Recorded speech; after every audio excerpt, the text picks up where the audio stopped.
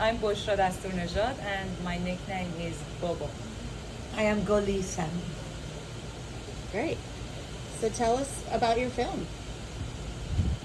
Well, first of all, Boshra co-wrote the movie The Bitter Tears of Zahrazad with our director, Rahid Hakimzadeh. And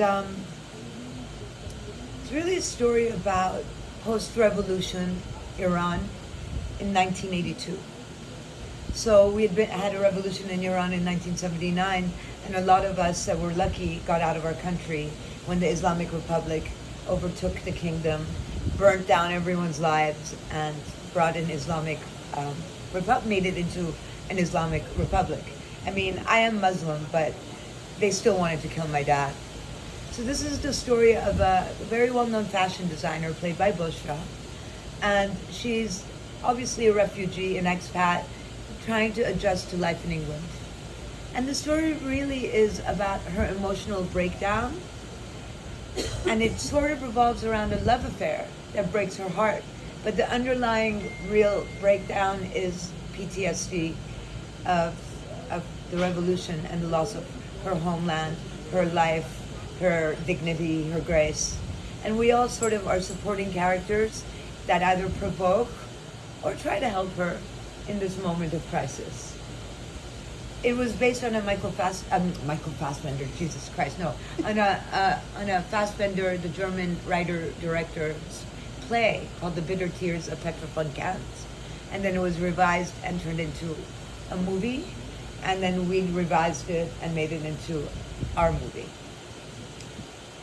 So guys, how did your relationship begin? How did you guys meet each other? How did the journey of this film start? It started right before shooting. Yeah. 3 weeks before shooting, we came to London. I was there for the project, and I met Goli first. I've heard a little. Qasim started like introducing Goli to me, as she was a close friend of Sean's daughter and his father, the king. And then I was like, oh my God.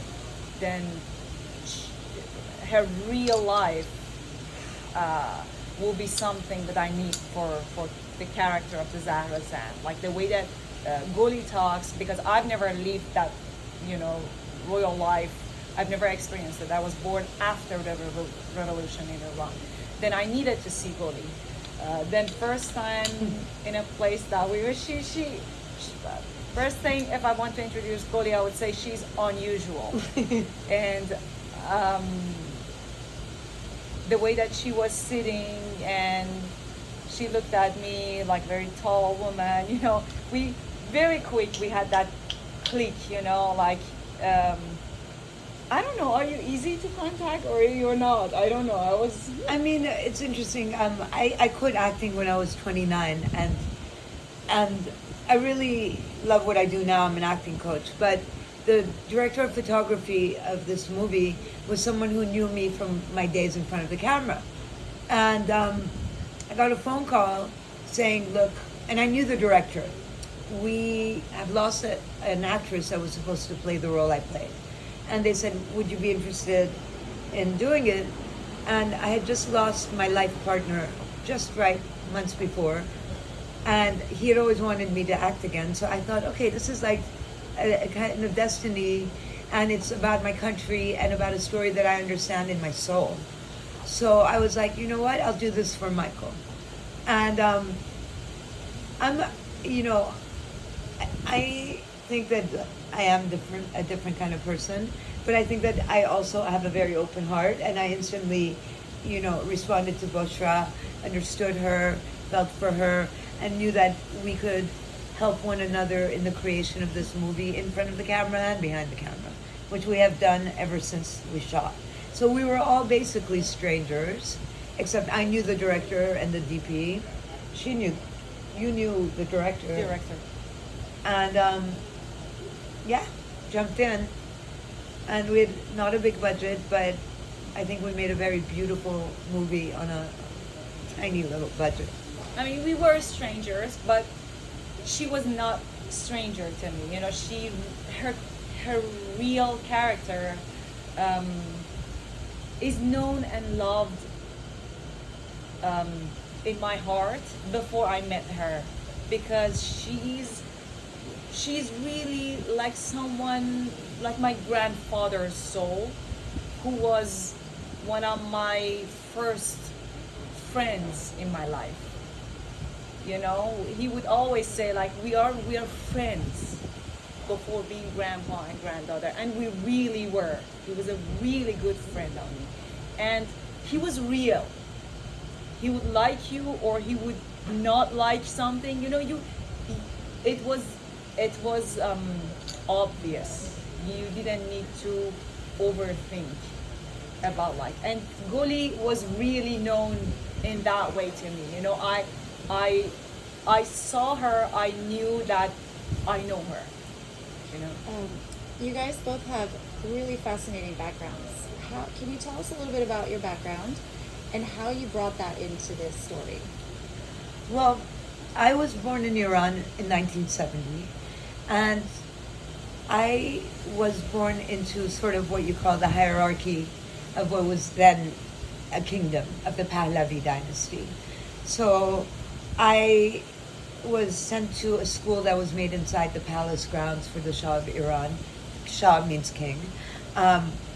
When I was a very little girl. And my dad was the Minister of Health and Education. He brought Western medicine to Iran. So I kind of came from that kingdom.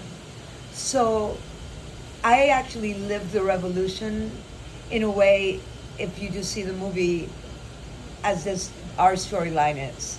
And I'm really lucky that my father was not murdered and he went into hiding and we got out. So I kind of had a very sheltered life in Iran because of my family. I'd never been to a supermarket. I was, driven from my home to the palace where I went to school. Then I would hang out with the king's kid. His youngest daughter was my best friend. And she died in the year 2000 of an overdose. And the Zahrazad character in some ways had elements of my best friend Layla, the King of Iran's daughter. So when I read the script, I understood this character in some parallel historical ways that Layla had post-revolution Iran. So for me, the role that I played although Layla and I had a very different relationship. I mean, Layla was a princess, but we were best friends, and we would fight, we would scream, we'd call each other names. We didn't have any of that royalty kind of thing going on. And in the relation to the Zahrazad character, I had to be a bit more of swallowing my truth. Not as much vocal about what I think about her behaviors until the very end of the movie, where I really kind of finally let it out. But for the most part, I feel in the dynamic of these two characters, I kind of did that bullshit swallowing my real truth to sort of placate or play into this sort of, character that Zahra has, which is, you could call her a narcissist, and I felt that works for the movie because a lot of Iranians are like that. Like, they'll kiss your ass and then behind the scenes call someone up and say, oh my God, did you see how she behaved today? You should have seen her. She was cursing her mom. They gossip about you, but they smile at you. So I felt like our story really does show that sort of hypocrisy. And do I like playing that kind of hypocrisy? No. But it fed the story, I think. You played it really good. Yeah. Yeah. You played it really good. Yeah. I was born in 1985 in Iran, after revolution, during the war between Iran and Iraq, in a Baha'i family. Baha'is are isolated by the government and culturally Islamists. And after the revolution in Iran, which Islamists took the power, the pressure became worse and more like a political. We went banned from going to school, university, higher education, certain jobs. My father and many of Baha'is were executed by the government, including my aunt's husband and some of my father's friend.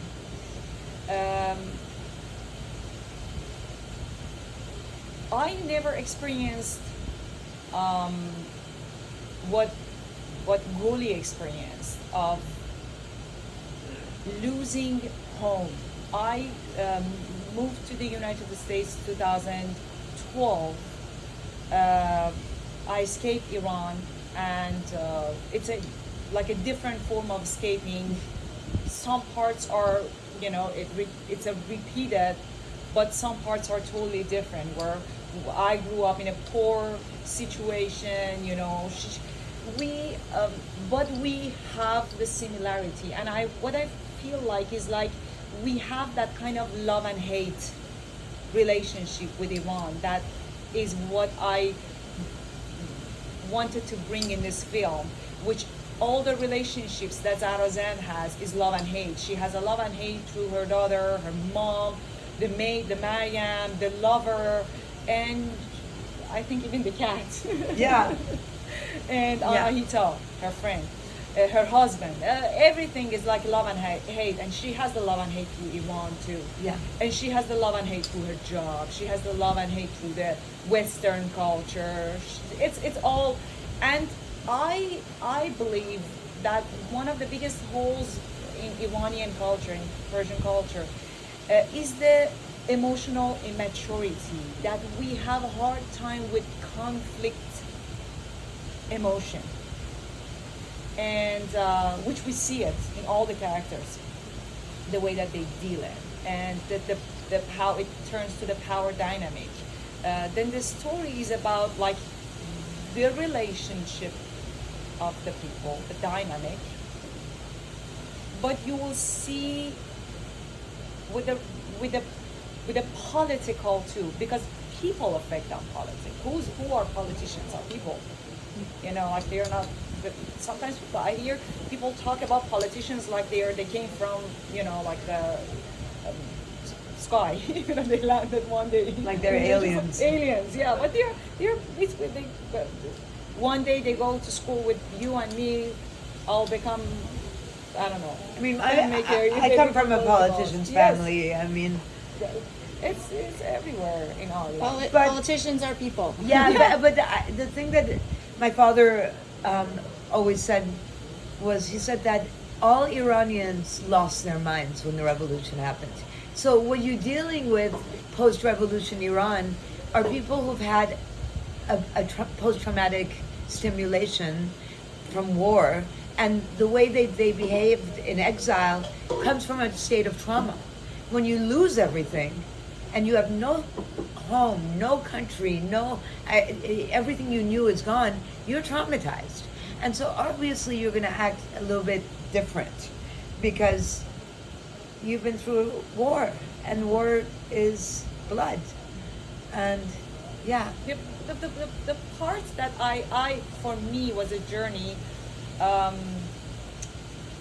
to me, because I needed to go through the character that I never had the chance to leave, which was closer to what Goli experienced in her life, and also Araz Fazali, who was the designer, the fashion designer of like many of those clothes, many of the lines that I'm using in that, which makes, because we don't see Zahra Zand creates clothes, but we need the character of a fashion designer. Then many of the lines are the actual lines that Araz Fazali, when we were chit-chatting together, he was using them. I was like, okay, that's perfect, I'm gonna use it. Yeah. The difference was that I noticed, as a Baha'i who was born in Iran and raised in Iran, in a country that was surrounded by people that made her feel she's not welcome in her own home, that it was never her home, I noticed that I've never had a home, and last night after this film screening, I had a very, very hard time, and I was thinking about Goli because I was sure that she's gonna have a very hard time. And today morning when I asked her, she said yes, because I was thinking, which one is harder, when you have a home and you lose it, or you've never had, or you suddenly realize that you never had at home, you know, to get through losing it.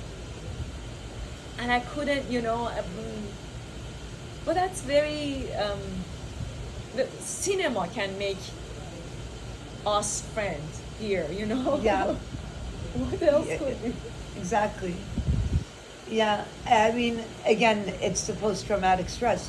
Whether somebody was born and never got to experience the royal kingdom and the freedoms that we had, you know, never having to be covered, having an expression, and someone like Boshra was born post-revolution Iran, so she was born into a hell where women were being tortured to death. If you were Baha'i, you were thrown in jail.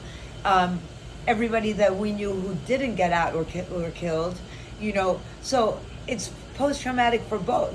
For us, it was going into, you know, they were coming to take my home over and take my dad to jail and kill him. His bodyguard was a double agent. The driver knew it. We went underground. We left my house, my dogs, everything. I never went home again. We left with nothing. Went into an underground in hiding until we were sent on an airplane without my dad out of the country, never to return. That's traumatic when you're 10 years old.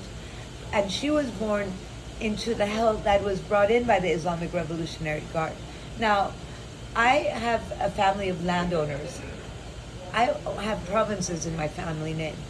This movie and the way I speak out against the Islamic government has me on what's called a red list. So if I ever go to Iran, I'm arrested the minute I come into the country, and then I'm in jail, and they will torture me.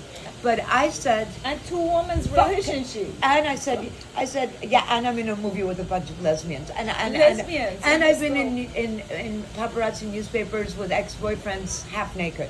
So everyone was like, oh, this is so dangerous for you. I said, I don't care. I will never go back there anyway until these assholes are gone. So if they're going to try to find me in New York City and kill me, fine. I'm doing this movie because I actually believe in it. I don't care about what I already am on what they call a red list. You know what I mean? Yeah, like right And so now, my she- father is in Iran. You know, he's waiting for his court time. I'm not sure if this one should be in this. Yeah, One to maybe cover. no. Yeah, there's Yeah. a bathroom back here. Okay, so I'm doing an interview. Can you guys tell me what you hope this movie could say to the Iranian people? What you can accomplish? What do you hope this movie can do?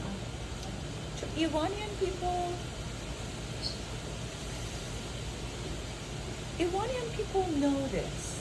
Yeah. Yeah. Iranian people will feel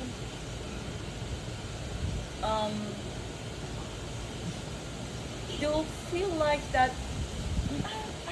I mean, who am I, I mean, to talk about like I think in like the world from the hierarchy and say my parents' friends, I think they will really love this movie because it's a little window into them. It exposes what they feel that they don't express. It gives voice to some of the things that have been swallowed. And I think that on a universal level, this story speaks to anybody that, first of all, gets a broken heart, because it's also about a broken heart. And universally, there's many, whether you're from India or Afghanistan or Pakistan or Jamaica or Haiti or anywhere where you don't have a home or you've lost your home, I think it universally speaks that message for all, which is why I also like the movie, that it's kind of has a universal messagery. But I think Iranians will just basically be like, huh, I feel this, yeah, you know? someone finally heard said me. it. Yeah. Right. Okay. I wanna ask you guys, why is it so important to attend a film festival like this, for a movie like this, as filmmakers?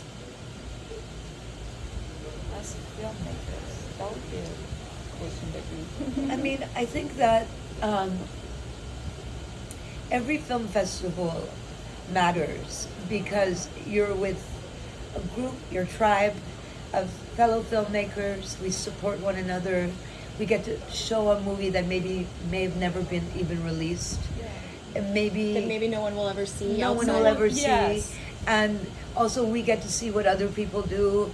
And you know, I love Leslie, who is the head of this film festival, and I feel proud that our movie can be part of this festival because every movie I've seen so far, I loved, really. So, you know, film festivals are such a great gift to filmmakers because maybe no one ever gets to see a movie, and at least we get to see one another's movies. Maybe we can spread the word about each other's movies and help each other get our next movies made. I mean, there's so much goodness. And being in the Bahamas is no, you know, I mean, we're living it. Yeah. We really are. How has your experience here been at BIFF? Great. This is my second time at this festival, and you know, COVID did affect it, and it has become smaller. And I would really like to support Leslie in building it back up. But it's been a great time, really. Yeah, it's been it was Magic. my first time with magic. I had those moments because it's visually mesmerizing, and I'm someone who I've been living with disability, left eyes blindness since 2018 through a very rare optic nerve stroke, and I was someone that I used to say, oh, two eyes is not enough to capture that much beauty, you know, and this island was like, oh my God, I'm so thankful for having one eye at least to see this beauty, you know. It was because I could lose both, you know. No. And after that, after, you know, like going through that journey, I've learned how to be thankful at the same time that I'm, you know, then I had that moment, you know, like standing on the ocean looking at beautiful blue color with the turtles, you know, sharks passing by, and I was like, I'm so thankful for having one eye to see this, you know. That's Just so beautiful. amazing. What's next, you guys? What are you What is working on next? next? What can we look forward to next? Well, I'm an acting coach, so you can see a lot of movies and TV shows I coach actors on. You should watch the Cape Fear miniseries that will be out soon. And Boshra, we're gonna get her some work. Oh yeah, she's your She's your a screen tour de France. presence is insane. Yeah. I think we all agree that you're just Wherever my heart takes me, you know, Yes. that would be the answer. Onwards. Oh, you guys. My open heart, wherever that my open heart will take me. Oh, great. Do you guys know how everyone can see the film? Well, thankfully to Jib and Vincent here, they want to help us get distribution. Yes. So let's see. Yeah, and so let's say the name of the film too. The Bitter Tears of Zahra Zand. And how would you say that in Persian? عشقهای تلخ زهر زن. I love it. Can you say that again? عشقهای تلخ زهر زن. So beautiful. Thank you. Thank you guys. Thank you, Thank you. Vanessa. Bye.